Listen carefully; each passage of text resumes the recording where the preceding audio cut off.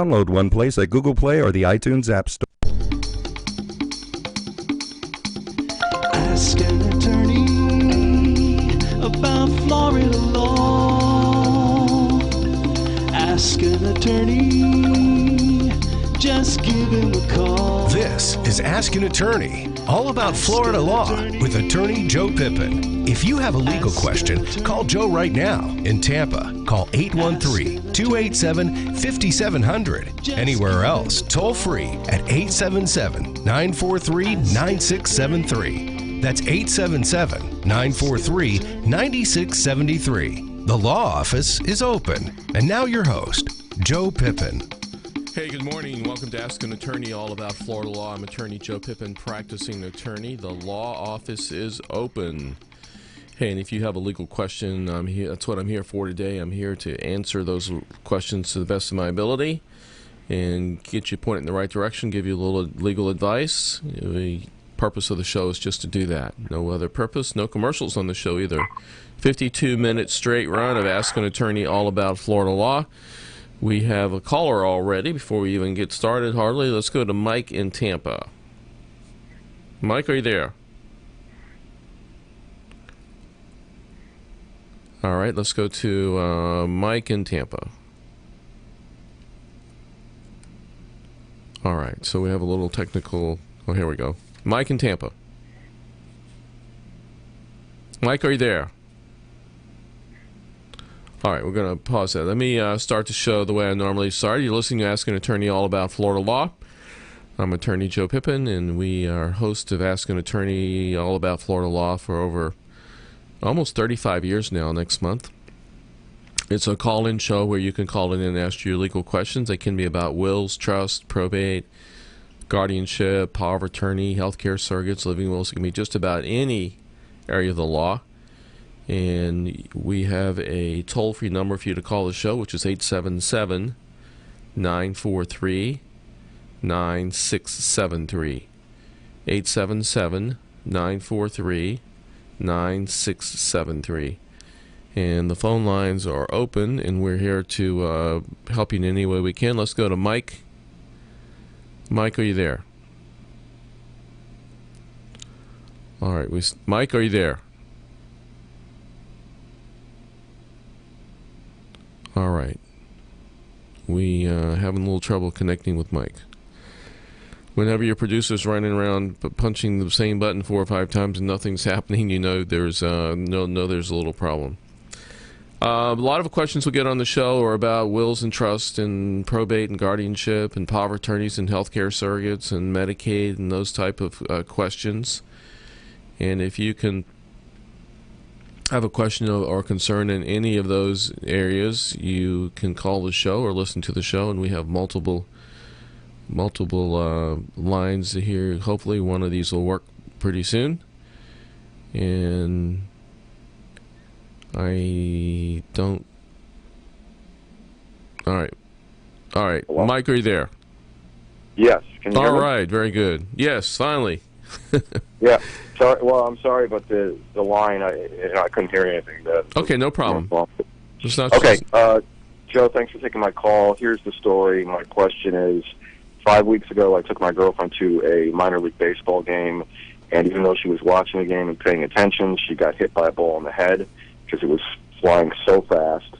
And she does not have insurance, does not have medical insurance. They had to rush her to the hospital.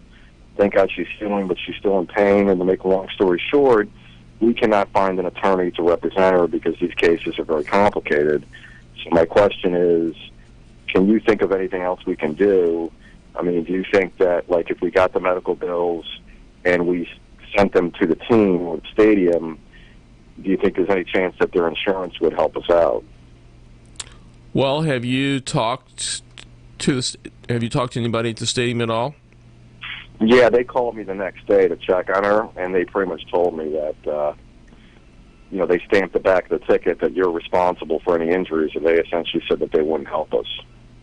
So that's why we started looking for a lawyer, and I spoke to 9 different attorneys. One of them sort of wanted to take it, but said he had a conflict. But in general, they said that these cases are very complicated, especially since the stadium is not owned by the team, it's owned by the municipality. And apparently when there's government involvement, I don't know exactly, these cases drag on or something, but I can't find an attorney to help her, and she's going to be getting all these medical bills soon. And, Yeah. you know, Why don't you email me and email me your name and phone number and tell me you'd like for me to connect you with a personal injury attorney that we use for most of our referrals on our cases, and I'll talk to him myself a little bit and see if we can come up with something for you. all right, super. Thank you, sir. Do Appreciate you have it. my email address? Yeah, it's on your website, yeah. Okay, it's just joe@attypip.com. All right, super. All All right. right, well, thank you. Appreciate All right, it. I'll do thanks. that today. All right. Thank you. All right, let's go to Amanda in Parrish. Amada. All right, Amada? Are you there?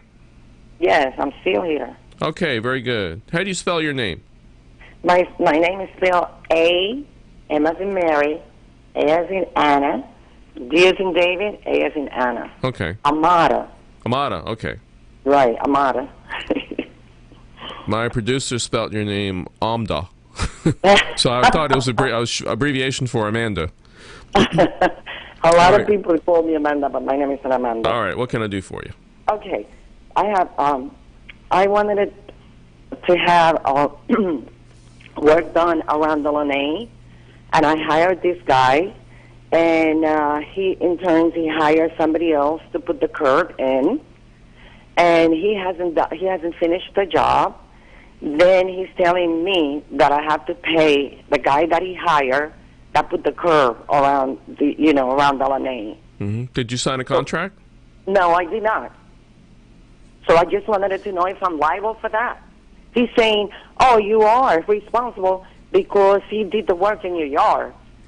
But I don't even know how the guy looks like. He hired him. He came in and do the work. And then he never finished the job. The job hasn't been finished. He's supposed to put stones in it, And then he hires this guy. He never paid the guy. And then he's telling me that I have to pay him. So I want to know if I'm liable for that. Well, the famous legal answer is it depends, unfortunately. Right. So here's what's going to happen, I think, probably. So Right. if you don't come up with an agreement to pay the guy something, Right. he's going to put a lien on your property. Yeah, that's what he's saying. Yeah. But I never hired this guy. I understand. I don't want, But you can... I don't okay. even know how the guy looks like. Yep. You can object to the lien, though. That would be your next step. Oh, okay. And then that puts it in dispute mode. Okay. And if he doesn't take it to court within a certain time period, Right. then the lien goes away. Oh, okay. But the easier thing to do is write the guy a letter that, you didn't have a contract with him. Yes, I did. I never signed anything. I don't even know his address. I don't even know the guy's name. Yeah, well, you can contest the lien. Is he going to finish the job? No, the guy that I hire, he's saying that I got to get somebody else to finish the job. So what happened to him? Is he getting paid anything? I pay him the half of the money, which it was $750. The agreement was, I think it was 14 something.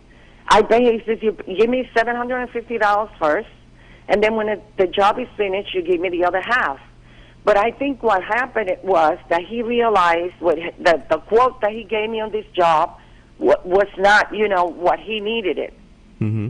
So he should have come out and say, look, the amount that I gave you is not enough. Mm-hmm. It's got to be more money. But he gave me, I have a receipt. And I got the canceled check that I paid him, $750. And when he finished the job, putting the stones in, I was supposed to give him the other $750. And then he never came back. And then he says, oh, I have an emergency with my family or whatever. Mm-hmm. 2 months have gone by. He never came back. And now he's telling me that I had to pay the curb guy. And then the curb guy, he gave the curb guy my number. Then the guy was threatening me, saying that he was going to come in and remove the curb. I said, but I don't know who you are. I said, I didn't hire you. I don't even know your name. I never seen you. You have to go after the person who hires you. Well, let me ask you this. The person you gave the check to, is he licensed? Did you see a license? I don't know if he's licensed. I don't really know. All right, check the county. Check with the county to see if he's licensed. Okay, because he has like a company name. Yeah, we'll see if that company name is licensed to do contract work. That could be. If he's not licensed, then what happens? Well, then you tell him, look, can you show me your license? If you're doing this, you have to have a license, and I want to know. You have to have a license to do this job. Yeah. Okay. He put himself out as a contractor. So you're saying this guy can put a lien on my property? The guy who actually did the work could. Wait, what? He just did the curb. He didn't do the other work because he started with the stones. Well, but the job is not finished. But it's not just him. Anybody can put a lien on your property, whether it's proper or not, or legal or not. But you have the right to contest it. I have the right to contest it. So once this guy, he has to go to court and file papers, right? He has to go to court, file papers. Okay. All right. Is that expensive to file papers to put a lien on a property? No. Nope. No? Nope. Okay. Like how much? Do you know? No, I don't. No, I don't have that number memorized. I mean, I could look it up real quick. But, all right. If you have any further problems, just contact me. I have an office in Sun City Center, not too far from you, as one of our offices. So we'll be glad to help you. Okay. All right. Thank you very much for your help. All right. Thank you. Thank you. Bye-bye. Bye. You're listening to Ask an Attorney, all about Florida law. That's me, Attorney Joe Pippen. If you have a legal question, you have a toll-free number, which is 877-943-9673. 877-943-9673. Phone lines are open, and we are more than glad to be here and more than glad to help you in any way we possibly can. The show today we're broadcasting in Tampa, Florida today. We're in the Salem Studio complex, and Salem has 4 stations that carry the show, 570, 910, 860, 930. So all of those stations carry the show. We're also 90.3 FM in Central Florida, FM station. We have the Sun City Community Station, 96.3 FM. We have stations in Jacksonville. Station there is 600 WBOB AM on the dial. There's also an FM component to that station, as there are many stations. We're on about 14 stations around Florida carrying the show. If you have a legal question, you can call our toll-free number, which is 877-943-9673. We even have a rock station in the Crystal River that carries the show on Saturday mornings. No matter where you are, you might be listening on your computer anywhere in the world, basically. You have a toll-free number to call at 877-943-9673. Let's go to Larry in Jacksonville. Hey, Larry. Good morning. Is this Joe? This is Joe. Can you hear me okay? I can. I've got an answer to the question I had last week. I'm calling for the benefit of somebody else that might have the situation. Mm-hmm. Transport to the hospital under Medicare Part A, just hospital, does not pay transportation unless you are admitted as an inpatient subsequent to going to the emergency room. Mm-hmm. I did some research, and I was just throwing a heads up out there. Okay, very good. Yeah, so it doesn't matter who calls, whatever. I basically was abducted, but, that's neither here nor there. And I won't burn any more of your time. Are you the one that called last week? Yes, it is. Yes, sir. Okay, and did you get that squared away, though? Well, yes and no. I've had 4 or 5 people send scams to me, so people be careful. And the lady that just called about, the contractor she had, be careful. If they get hurt on your property, you're in serious trouble. Yeah, they put a lien on you, for sure. Yeah, I mean, I'm just saying, I don't know it all. And the lady that called in afterwards, after I talked, I read every scrap of mail I get. They didn't send me anything. Okay. Okay. Well, you can call Social Security and ask them why you're not getting your monthly report, though. Yeah, you're right. All right. I do appreciate your time. All right, no problem. Thanks a lot. Bye-bye. Thank you. Okay, let's go to Ron. Hello, Ron. Hey, how you doing today? Good. Where are you calling from? Okeechobee. Okay. I had a quick question for you. I got a flight on an airline that I bought non-refundable, and I'm not going to be able to go, so I'm going to cancel it. But in Pennsylvania, they had a law that said a service provider, if they don't give you the money back for a service not rendered, then they had to return it to the state. And I was wondering, does Florida have any similar law where I can sue either individually or as a class action for the millions in maybe even tens of millions, now hundreds of millions of dollars that the airlines collect that don't provide service? I mean, it's kind of a high order degree of theft. Well, you could view it that way, but you could also view it as a contract. Some of those non-refundable, they have different price levels for, yeah. On that it's served. If you want to email me, I could give you a class action attorney to talk to. I don't do class action lawsuits, but there's an attorney that I know of that does a lot of them and has in the past. And if you'd like to discuss the probability of success on a case like that with a class action attorney, I'd be glad to give you the name of one. You still there? Okay, so I guess Ron hung up there for some reason. If you want to call back, Ron, I'd be glad to talk to you further. Let's go to Brian in Sarasota. Hey, Brian. Hey, how we doing? Doing good, and you? Good. So what can I do for you today? Yeah, I called you once before, but about 5 or 6 years ago, I went through a divorce, and I had some different real estate, but there was one piece of property, it was a condo, which my ex-wife and my name was on the deed and the mortgage. But anyway, through the decree, I was supposed to get her name off the mortgage, and we quick deeded the place, but I could never get her name off the mortgage. So now she's after me about doing it, and I called the bank, and they said they have to do an assumption. It's like $2,000. Is there any other way I could go around doing that? Well, the mortgage company doesn't have to release her. I see that they're not being very. Yeah, and the only way you get her name off, the only name you get her name off, basically, is to refinance. That's it. Yeah, that's what they said. And so I'm just putting it up for sale, I guess, because I don't want to put the $2,000 or $3,000 across to refinance it. You know. Are you current on your payments? Oh yeah, it's been current 100%. Yeah, over the years. I mean, that's what I even told the bank. I said, listen, I had bought the thing in like 2007 when everything was crazy, and I said, man, the whole place went into foreclosure. And I just stood by it, and yeah.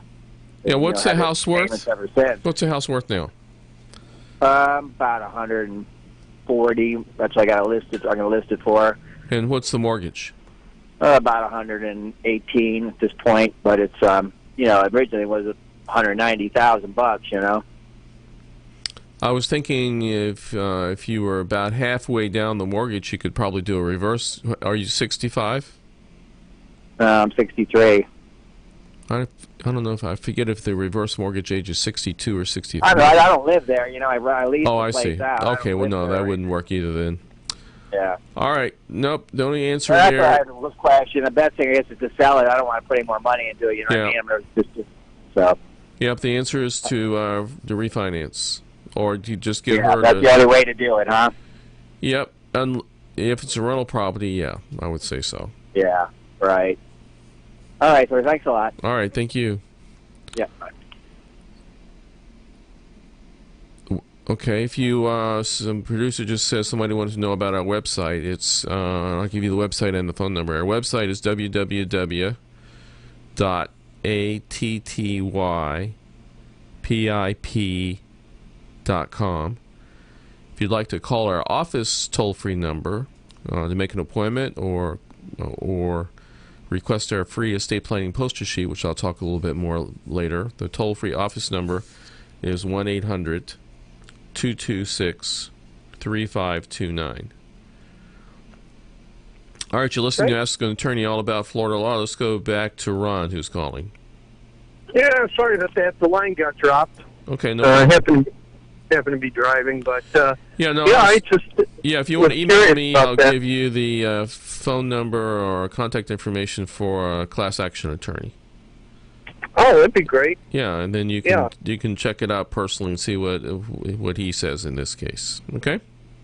Yeah, because there's a lot of class actions out there, but in this case, I have to have some damage, I guess, in order to take it forward. Well, you have a loss. No, you have a loss. You have a loss of your payment. But the big argument on airlines is, you had options on how to buy the ticket. You could have paid a little bit more, maybe with the right to change the flight, or on some circumstances like a death or funeral or emergency medical things, there are ways you can get a refund. But you have options on how you buy the policy and consequences on what options you choose. So that would be their argument. And whether or not you have an argument that it's not right that they keep the money because you had to cancel the flight, I think you probably have a less than 50-50 probability of winning a case like that, but you never know. And I'd certainly be glad to give you the name of a class action attorney that can advise you. Sure, because, they sell the seat. It's not like the seat went unsold now that they have full capacity. So they can't use a loss argument. Plus, like in Pennsylvania, I'm not sure Florida has it, but Florida... No, they'll just have a contract. They'll have a contract argument, not a loss argument, probably. Yeah, but Pennsylvania gets around that by they have a state law that, unprovided service, the money either has to go back to the person who paid it or the state. Yeah. So hey, listen, talk to your you could talk to your congressman about in the future going forward for the state of Florida to have a similar law. Right. And at least you could do something maybe good for everybody, even if you don't win this particular case. Oh, yeah. Unfortunately, though, a lot of these reps, they're kind of useless. I mean, I brought the opportunity for the state to transfer some of this agricultural loss for the orange groves into there's a material that you can take in the morning and the evening and it'll cure diabetes, and it can be easily grown in Florida, but I couldn't get anywhere with the state reps, the senators, or the Farm Bureau. So I don't always believe in the political system is because it doesn't respond. But I will get a hold of your office, though. Okay, very good. Appreciate it. All right, thanks for calling. Great. Thanks. Yeah, bye-bye. All right, thank you. Let's go to Liz in Jacksonville. Hey, Liz, are you there? Hi. Hi. Yes, I am. And thank you for taking my call. This question is not for me. It is for all the little people who are only living on Social Security, the elderly. And I heard you say on one of your past programs, someone had called in, if they owe a medical bill, and you said you cited a Florida State Law 222, and I tried to look that up, and there's so many point this, point that. You stated that it was the Florida statute prevents people from taking money out of a bank, garnishing the Social Security money when they're only living on Social Security to pay for a medical bill. Did I misunderstand that? No, Florida Statute 222 protects certain assets, and Social Security payments, government benefits payments, and your homestead are exempt from for them to be able to take. Okay, so in other words, someone living just on a Social Security check that is direct deposit to their bank, which a lot of people have, and they are not even aware that the money is garnishing and being taken out to pay for a medical bill. That is against that Florida statute, right? They can't sue you and take that account, no. Well, not even sue you. They just go ahead and take it. Well, they can try to take it or freeze the account, but then you have to be proactive. What part of that Florida statute, how can I look that up? There were so many different point this, point that. Well, I don't know the particular... How can I bring that to someone's attention? I'd have to look at the statute to tell you the exact paragraph number. Are you there? Yes, I am. I got disconnected. No, you're there. All right. Are you there? I'm here, but our producer's running around here trying to push another button or something. I'm not sure. Can you hear me now? Can you hear me now? Nope. All right. Can you hear me? I guess not. All right. So just call back. They'll get you reconnected here. All right. You're listening to Ask an Attorney all about Florida law. If you want to call the show, it's 877-943-9673. 877-943-9673. Let's go to Gene in Winter Haven. Gene, are you there? Yes, sir. What can we do for you? Many years ago, I had my last name. I added an extra T to the end of my name, and all my records, military, Social Security, everything are listed that way. But after 9/11, when you had to take your birth certificate and everything to get your driver's license renewed, they made me put my driver's license with one T. Is that a problem in upcoming years in regards to anything that would cause me any problems? Well, how are all your financial accounts titled? Are they with the one T or two T's? Two T's. And the bank and financial companies did all that not just based on what you told them your name was? Correct. Everything, like I say, when I was, I guess, about, I don't know, years ago, I changed it over, and it's always been that way, except for 9/11 when I had to change it.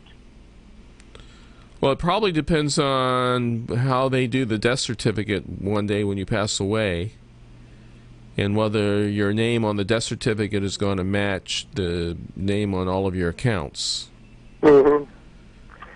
I don't remember. We have a prearranged program with the funeral home, and I really have to check that and see how that's written. I don't remember exactly how they wrote it, but it seems to me they did take my driver's license for that. Yeah, so it might be that your death certificate is going to have one T and all of your accounts are set up with two T's. You could do a name change procedure during the court to change it. Okay. And that might be the best answer, really, so you'll be consistent on everything. All right. Now, when I change it to all the records to two T's instead of one? It's your preference, I think. Oh, I see. Okay. Do that in local court? Well, you could change everything to match your birth certificate and your driver's license.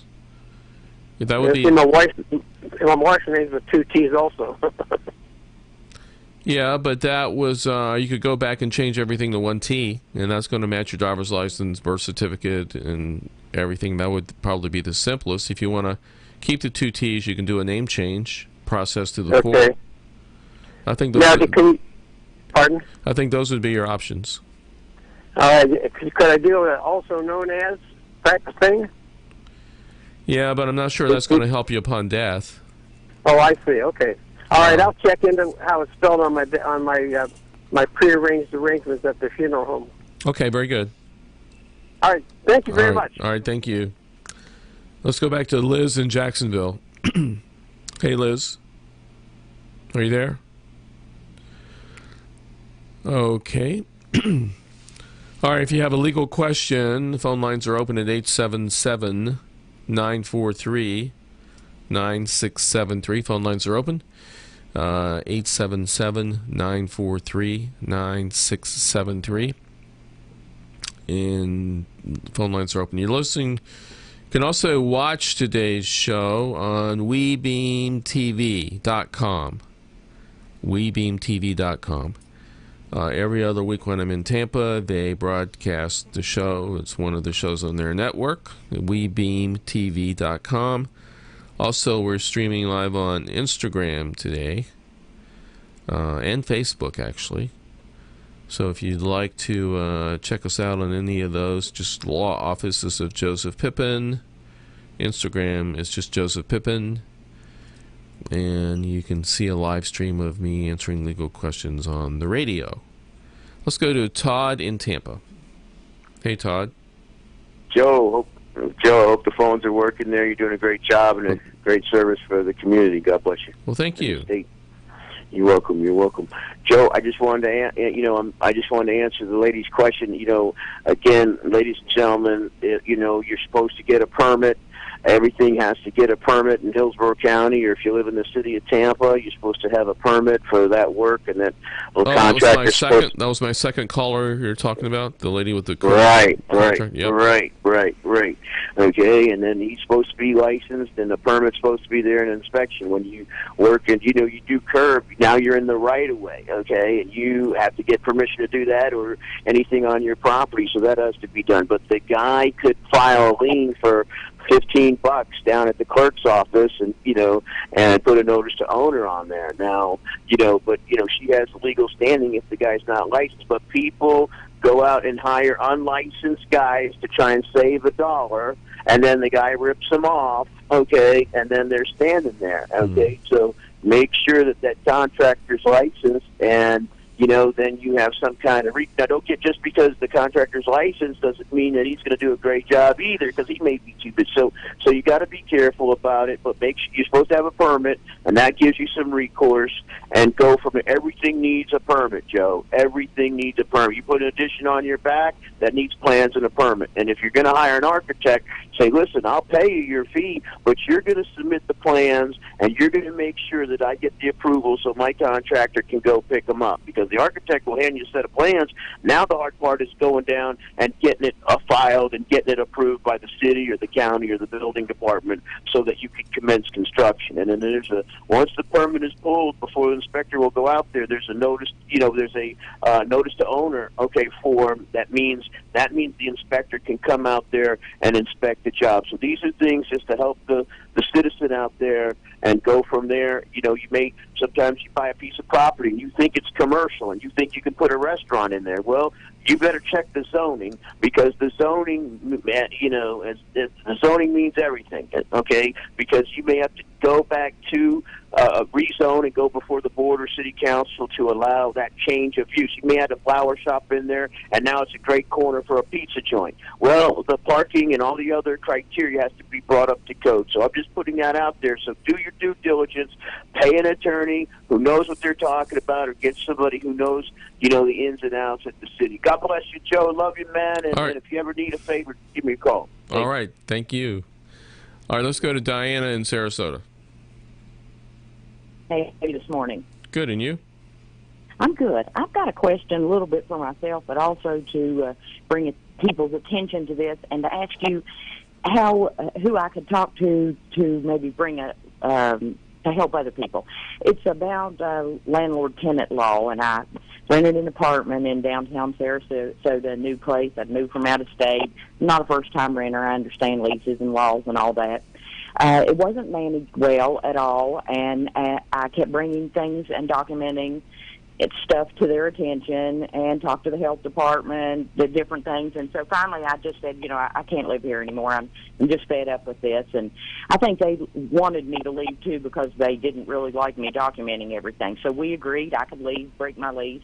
And I have a letter of offer to terminate the lease, early termination, no penalties, no anything.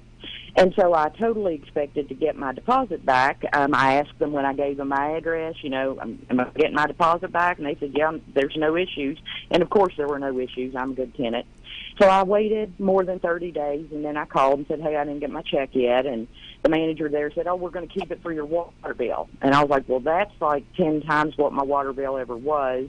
So, no, that's not going to happen. And he's like, yeah, well. And so I said, okay, I don't know why they're dumb enough to play games with me.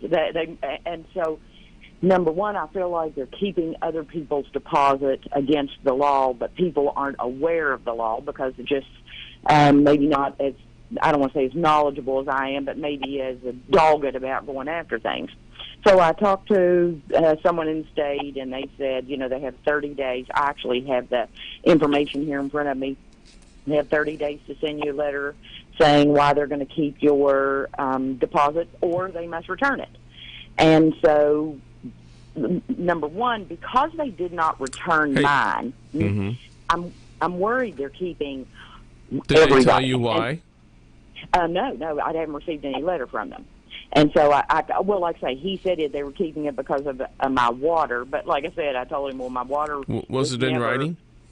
No. Hey, Diana, No, so I need to. You have about 2 minutes usually here on the show. Yeah. So, so basically, if you didn't get proper notice of why they were keeping your deposit, you can maybe go to small claims court and get the money back.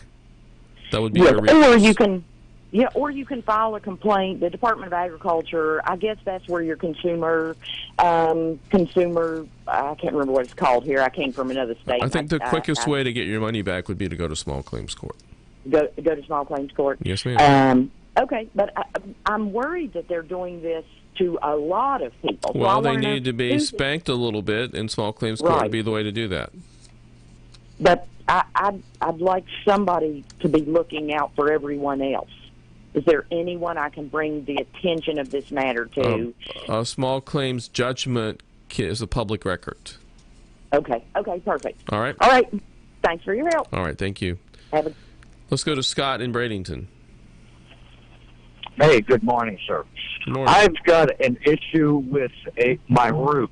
12 years ago, I had my roof redone, and where the drip edge came down on the edge, they did not seal the overlapping pieces.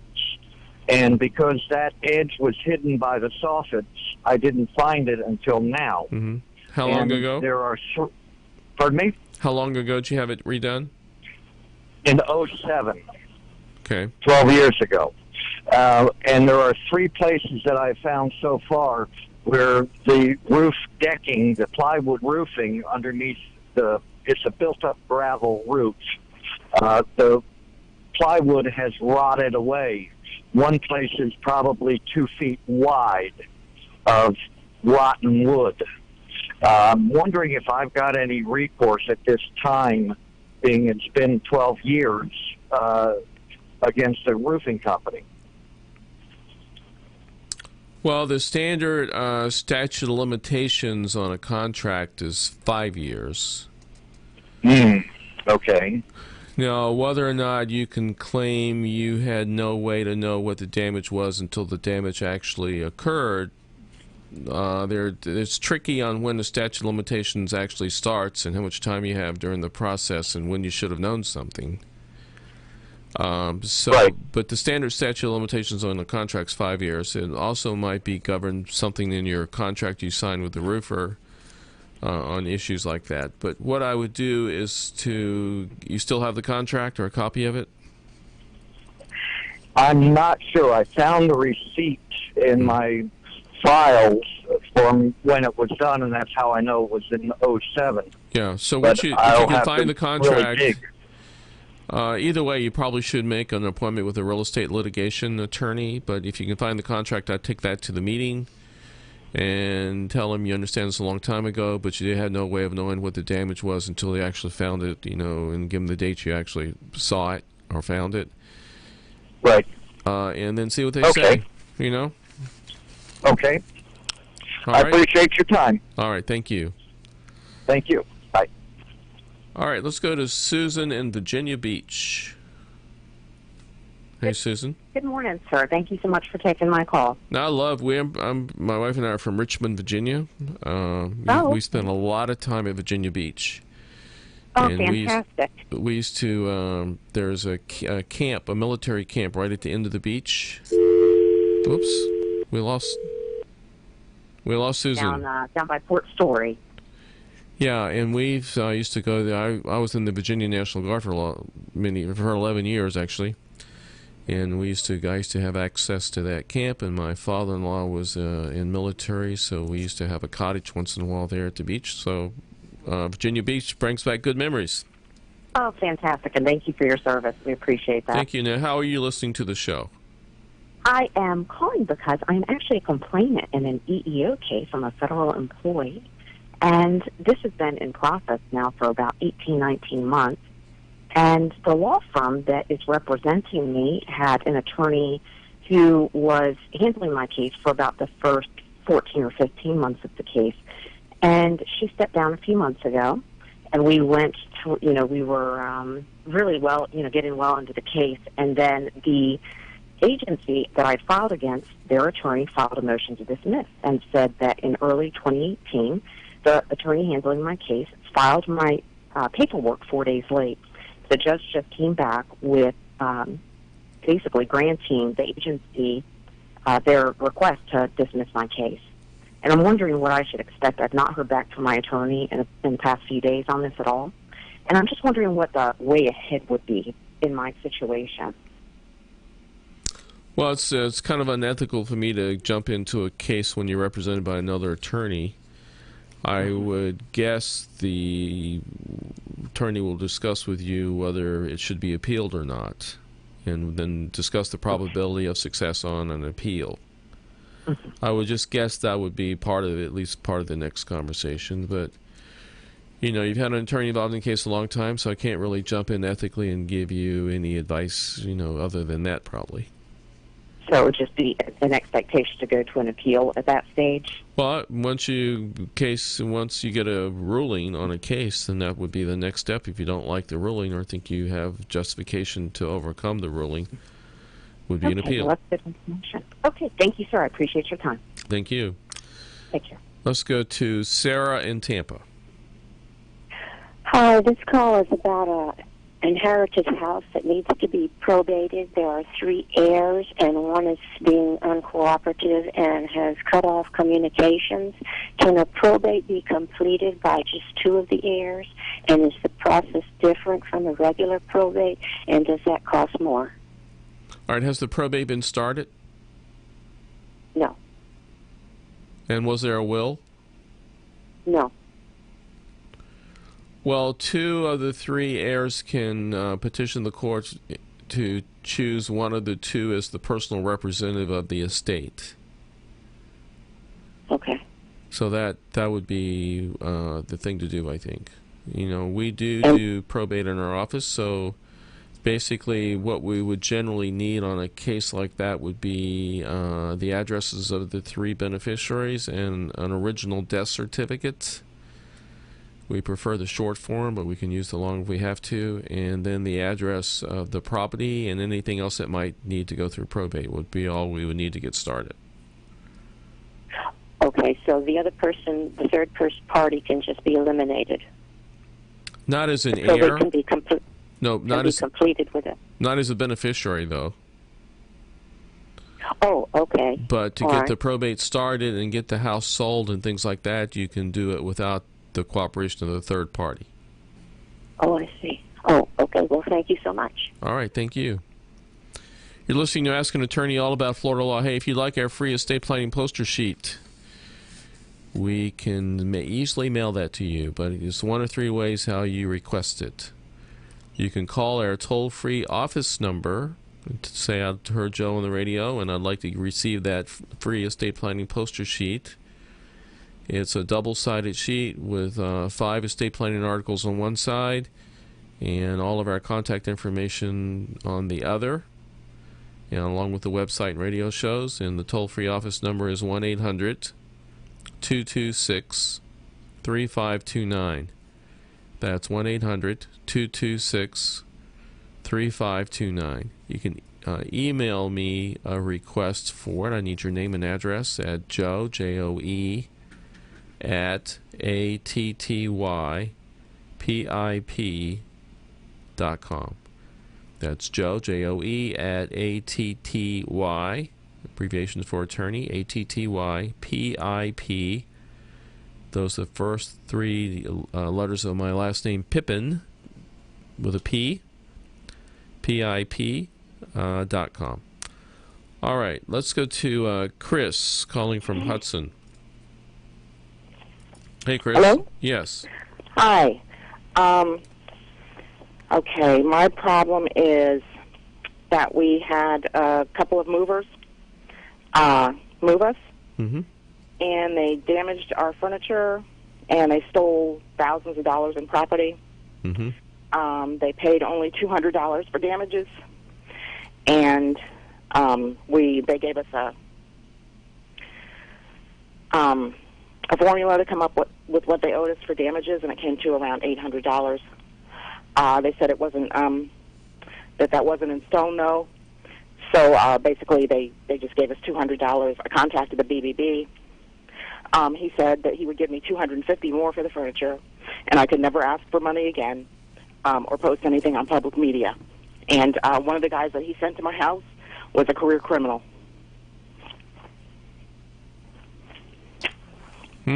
That's not a good deal. No. So did you sign and accept anything? On the day of the move, at the end of the move, they had us sign what they said is their contract. So yes, we did sign that. How did you find out about the guy that came to the house that he was a criminal? Because I reported it to the police. Well, And the detective told me he was a career criminal. I see. Did you accept money, and did you sign a release or anything? Well, we accepted the $200. And let's see, the contract, it did have several places to sign.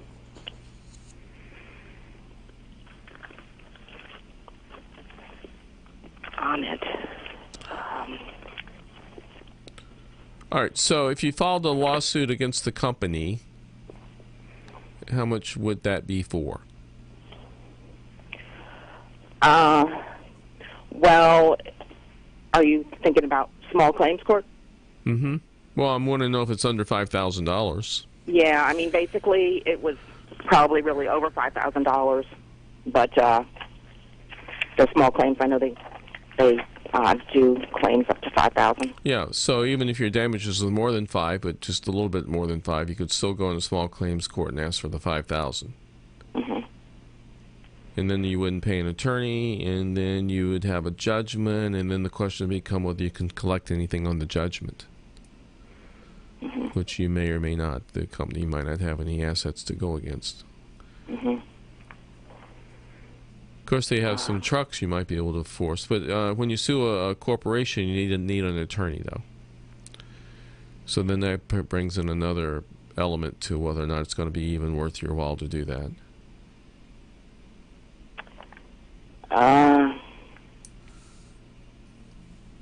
All right. Chris, I'm almost out of time on the show, but I'll be glad to talk to you off the air if you like. Okay, thank you so much. All right, thank you. Okay, bye-bye. All right, you've been listening to Ask an Attorney all about Florida law. We're on every week at 8 o'clock, just 8:02 to 8:52. And we're here every week to do the show, and more than glad to help you. If you have a problem, why worry about it? Why worry about it, and why not call the show? And your question that you call could help a lot of other people that are listening. And if you ever have a show, or have a question, refer people to the show. If you'd like to contact our office, we don't charge anything for the first appointment to review existing documents you might have, like estate planning documents. We have a flat fee schedule pretty much on all estate planning documents. They can be found on our website at attypip.com. Our toll-free office number is 1-800-226-3529. I'm going to try to squeeze in one last caller here, Terry in Lakeland. Hi. Good morning. Yeah, we probably have less than a minute here. But go ahead. Well, maybe I'll have to call next week. What's your question? Because it'll probably take more time to do. Can you sue a hospital that has never, they were supposed to send paperwork over like 10 years ago, and they never did it, and now the person, the information has surfaced, and this person is in terrible condition. Can they go back and sue a hospital for not giving those records when that person applied for Social Security disability 10 years ago, which they did not get because that information... Well, okay, you're right. You're right. I probably shouldn't have taken the call. Why don't you call back next week when I have a little more time to go over that with you? Will, thank you. All right, thank you. All right, thank you for listening to Ask an Attorney all about Florida law. Again, we're here every week during this time period. starts at 8:02 on Saturday mornings. Hope you have a safe weekend, and so long.